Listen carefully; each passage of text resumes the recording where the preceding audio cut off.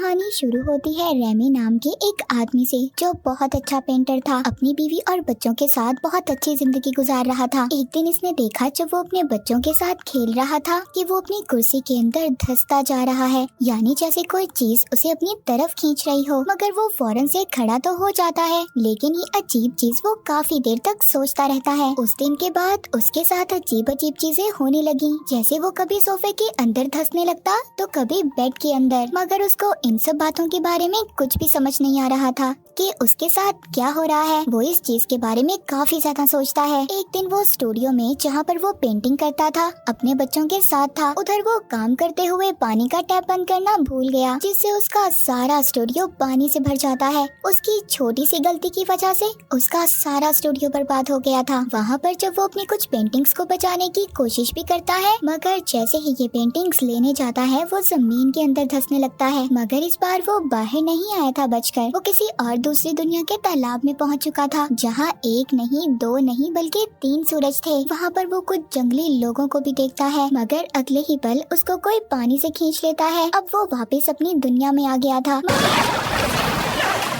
मगर अब उसको कुछ भी ठीक नहीं लग रहा था। उसको इस बात का तो अंदाजा हो चुका था कि ये कोई उसका वहम नहीं है, बल्कि कुछ तो है जो उसके साथ गलत हो रहा है। वो सब बातें अपनी बीवी को बताता है, मगर वो तो उसकी किसी भी बात पर यकीन करने को तैयार ही नहीं थी। दरअसल रेमी की बीवी अपने बॉस को पसंद करती थी और रेमी को छोड़ना चाहती थी। अब बेचारे रेमी के पास तो कुछ भी नहीं बचा था, न उसका स्टूडियो और न ही उसकी बीवी। उस पर तो जैसे मुसीबतों का पहाड़ टूट चुका था। उसकी बीवी तो अपने बॉस को मिलवाने घर पर भी ले आती है। रेमी को कुछ भी समझ नहीं आता, वो तो आराम से उनकी हर बात मान लेता है। वो तो उनसे ये भी कह देता है कि कुछ दिन के बाद मैं घर छोड़कर चला जाऊंगा। अब ये बात जब वो अपने घर वालों को बताता है कि उसकी बीवी उसे छोड़ना चाहती है, उनकी मदद चाहिए, मगर वो भी उसकी कोई बात नहीं सुनते और मदद करने से साफ इनकार कर देते हैं। अब इन सब के बाद जब वो कॉफी बनाने किचन में जाता है तो उसके साथ दोबारा से अजीब अजीब चीजें होने लगती हैं। उसकी बिल्ली हवा में रुक जाती है, रेमी उसे हिलाता है, मगर उसकी बिल्ली तो जैसे हवा में ही जम गई थी। वो जब अपने आसपास की चीजों को देखता है सब कुछ रुक गया था। जमीन लिक्विड जैसे होने लगी थी और वो अब जमीन में धंसता जा रहा था। अचानक से वो अपने घर से एक जंगल में आ गया था,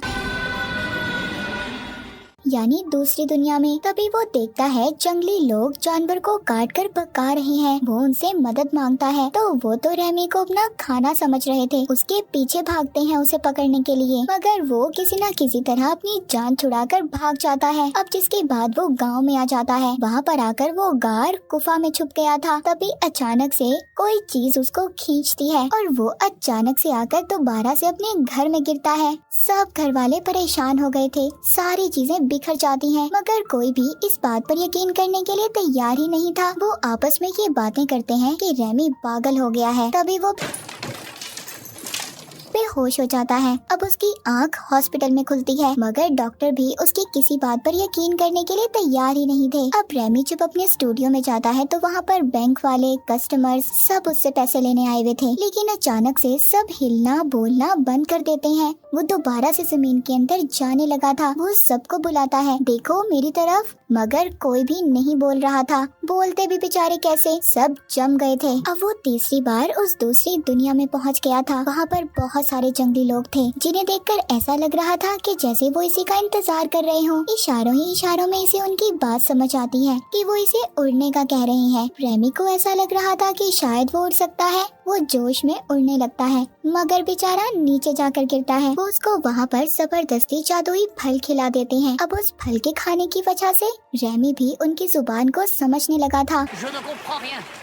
अब उस कबीले का सरदार उसे समझाता है कि आखिर वो इनकी दुनिया में आया कैसे। असल में सब जंगली लोग जुटान नाम के खतरनाक जंगली राक्षस से बहुत परेशान थे। वो किसी को भी उठाता था और मारकर खा जाता था। कबीले के लोगों को अपनी एक पुरानी किताब से ये पता चला कि दूसरी दुनिया का आदमी ही उन्हें इस राक्षस से बचा सकता है, इसीलिए जादू कर वो रेमी को अपनी दुनिया में लाने की कोशिश कर रहे थे। हमें यहाँ पर पता चलता है जो भी रेमी के साथ हो रहा था वो सिर्फ इनके जादू की वजह से हो रहा था, मगर वो इनकी मदद करने से साफ इनकार कर देता है। इसको मनाने के लिए वो जंगली आदमी इसे उल्टा भी लटका देते हैं। इसे एक जगह पर बंद भी कर देते हैं जहाँ पर ये जोटान को मारने का प्लान सोचेगा। अब वहाँ पर जैसे ही ये तरबूज को उठाता है, वापिस से अपनी दुनिया में आ जाता है। इस बार ये किसी को कुछ नहीं बताता क्योंकि ये जान चुका था कि कोई भी इसकी बात पर यकीन नहीं करेगा।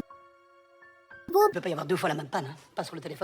लाइब्रेरी जाकर गूगल से भी सर्च करता है, मगर कोई फायदा नहीं था, उसे कुछ भी नहीं मिलता। अब ये सबसे तंग आकर ताकत की चीजें लेना शुरू कर देता है कि ये जोटान राक्षस को हरा सके, क्योंकि ये जानता था ऐसे तो कबीले वाले इसे नहीं छोड़ेंगे। अब वो दोबारा से कबीले के जंगली लोगों के पास पहुंच चुका था। वहाँ पर वो लोग उसको तलवार देते हैं और पूछते हैं, कहते हैं हम जोटान से कैसे बचेंगे। वो कहता है तुम्हें अपना गांव बदलना होगा, ऐसा करते हुए मैं तुम्हारी मदद करूंगा। मगर उन लोगों का ये मानना था अगर उन्होंने गांव को छोड़ा तो उन पर बिजली गिर जाएगी और सब लोग मर जाएंगे। रेमी खुद उन्हें पहले गांव से बाहर आकर दिखाता है, उसे कुछ नहीं होता। अब देखते ही देखते सभी कबीले के लोग उसके पीछे चलने लगते हैं। रास्ते में जोटान के दो आदमी उन्हें तंग करते हैं, मगर रेमी बहुत ही बहादुरी से उनका मुकाबला करता है और वहाँ पर एक को तो मार भी देता है। जिसके बाद कबीले के सभी लोग अब उसे अपना सरदार मानने लगे थे। वो वापिस से अपनी दुनिया में आकर लड़ाई करने के नए नए तरीके ढूंढने लगा कि कैसे हम अपने दुश्मन को हरा सकते हैं। जिसके बाद वो कबीले वालों के पास जाकर उन्हें भी ये सब बताता है। उनके अंदर एक जज्बा पैदा करता है कि कैसे वो अपने प्यारों की हिफाजत कर सकते हैं।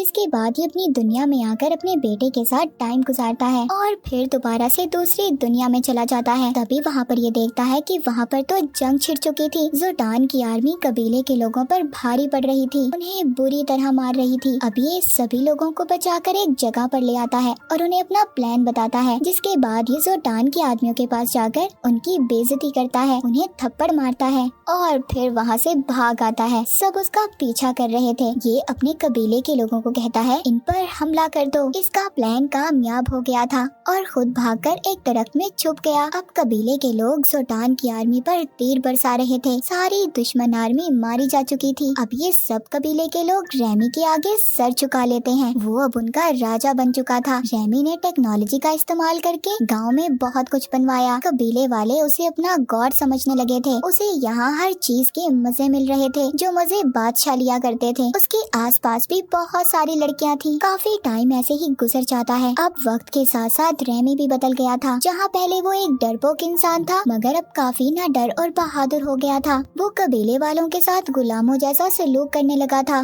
पहले तो सब उसके हुक्म को मान रहे थे, मगर अब आहिस्ता आहिस्ता वहाँ के लोगों ने उसके खिलाफ बोलना शुरू कर दिया। रेमी ने उनसे बात करने की कोशिश भी की, मगर कोई नहीं माना। वहाँ के कुछ लोग अब रेमी को पकड़कर मारने वाले थे। तभी वो जमीन के अंदर धंस जाता है।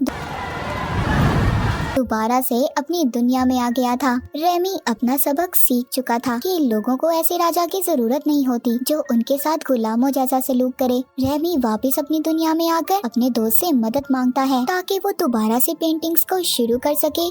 अब उसकी जिंदगी में एक लड़की भी आ गई थी। वो दोनों एक दूसरे को पसंद करने लगे थे, मगर जैसे ही ये लड़की पास आती है, रेमी एक बार फिर दोबारा से वापस दूसरी दुनिया में आ गया था। वहाँ के कबीले के लोग इसको बताते हैं अभी तुमने जोटान को मारना है, जिसके बाद ही सब कुछ खत्म होगा। हालांकि रेमी इन सब में अब पढ़ना नहीं चाहता था, मगर वो लोग जबरदस्ती इसको जोटान की गुफा में फेंक देते हैं। लड़ाई करते हुए रेमी को डर तो लग रहा था, मगर ऐसे ही वो अपना हथियार उठाकर हवा में फेंकता है और सीधा वो जोटान को जाकर लगता है। जोटान राक्षस अब मर चुका था। सब उसे देखकर बहुत खुश थे। अब उन कबीले के लोगों की आखिरी रस्म भी बाकी थी। इन लोगों ने रेमी को मारकर खाना था। उसे जब ये पता चलता है तो वो तो डर कर भागता है, मगर वो आदमी जिसने जादू कर कर रेमी को इस दुनिया में बुलाया था, वो अपनी एक चीज को आग में फेंक देता है, जिससे रेमी कभी भी अपनी दुनिया में नहीं जा पाएगा। कबीले के सब लोग उसे पकड़ लेते हैं और मारने ही वाले थे। तभी कुछ लोग उस जलती हुई चीज को उठाकर पानी में फेंक देते हैं, जिससे रेमी बच जाता है। अब वो सीधा हॉस्पिटल पहुँच गया था, जहाँ पर उसकी बीवी और वो लड़की भी थी जो उसे पसंद करती थी। जब उस लड़की को पता चलता है कि इसकी बीवी के साथ इसका डाइवोर्स अभी तक नहीं हुआ तो वो उसे छोड़कर वहाँ से चली जाती है। इसकी बीवी को भी अब ये एहसास हो गया था कि उसने जो भी किया वो उसकी बहुत बड़ी गलती थी। वो रेमी से माफी मांगती है। उधर दूसरी दुनिया में जंगली लोगों ने रेमी का स्टैचू बनाकर हमेशा के लिए उसे याद रखा था। मूवी के आखिर में रेमी अपनी बीवी और बच्चों के साथ समंदर के किनारे था।